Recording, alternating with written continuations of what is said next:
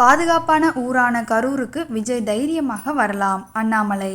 DGP அலுவலகத்தில் பாதுகாப்பு கேட்க வேண்டிய அவசியம் கரூர் பாதுகாப்பான ஊர், விஜய் தைரியமாக வரலாம் என்று தமிழக பாஜக முன்னாள் தலைவர் அண்ணாமலை கருத்து தெரிவித்துள்ளார். இதுகுறித்து சென்னையில் அவர் செய்தியாளர்களிடம் கூறியது: தமிழகத்தில் எல்லோரும் எந்த இடத்துக்கு செல்வதற்கும் உரிமை இருக்கிறது.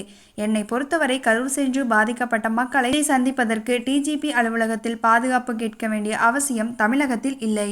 இந்தியாவில் இருக்கக்கூடிய சில பகுதிகளைப் போல அனுமதி பெற்றுதான் கரூர் செல்ல வேண்டும் என்ற நிலை இங்கு கிடையாது. எனவே விஜய் தைரியமாக கரூர் செல்லலாம். விஜயின் பாதுகாப்பை அவர்தான் பார்த்து கொள்ள வேண்டும். நானும் கரூரை சேர்ந்தவன்தான். எங்க ஊருக்கு வருவதற்கு அனுமதி எதற்கு?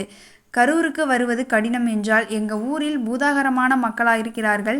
அதனால் விஜய் எங்கள் ஊருக்கு வர நினைத்தால் வரலாம். யாரை பார்க்க வேண்டுமோ வந்து பார்த்துவிட்டு செல்லட்டும். கரூருக்கு செல்வதே ஓர் அச்சுறுத்தல் என்பது போன்ற பிம்பத்தை நாம் ஏற்படுத்த வேண்டாம்.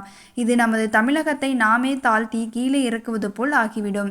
கரூருக்கு விஜய் சென்றால் அவரது உயிருக்கு ஆபத்து இருக்கிறது என மாநில தலைவர் நயினார் நாகேந்திரன் கூறியது குறித்து கேட்டிருக்கிறீர்கள். நயினார் நாகேந்திரன் பேசியதை நான் கவனிக்கவில்லை. கரூர்காரனாக, இந்த மண்ணின் மைந்தனாக நான் சொல்வது கரூர் பாதுகாப்பான ஊர் என்று அண்ணாமலை கூறினார்.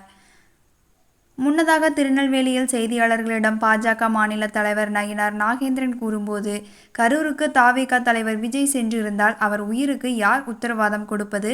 இதனால்தான் அரசிடம் பாதுகாப்பு கேட்டுள்ளனர். விஜய் சென்ற இடத்தில் ஏற்கனவே கூட்டம் வந்துதான் தள்ளுமுள்ளு உருவானது. அவர் அங்கேயே இருந்திருந்தால் அவரை அடித்து கொன்றிருப்பார்கள்.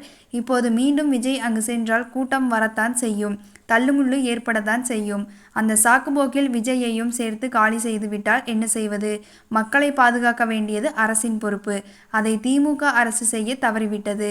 கரூர் சம்பவத்திற்கு 100க்கு 200% திமுக அரசுதான் பொறுப்பு. திமுக அரசால் விஜய்க்கு மட்டுமல்ல பொதுமக்களுக்குமே ஆபத்து இருக்கிறது என்று அவர் கூறியிருந்தது குறிப்பிடத்தக்கது.